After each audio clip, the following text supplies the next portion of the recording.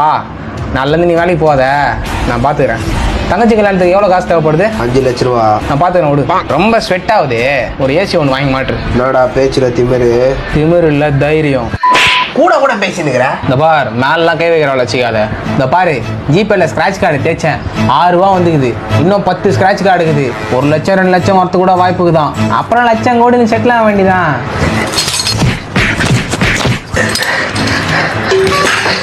உன் புள்ள 22 வருஷமா 6 ரூபா தாண்டி சம்பாதிச்சுக்கிறான்.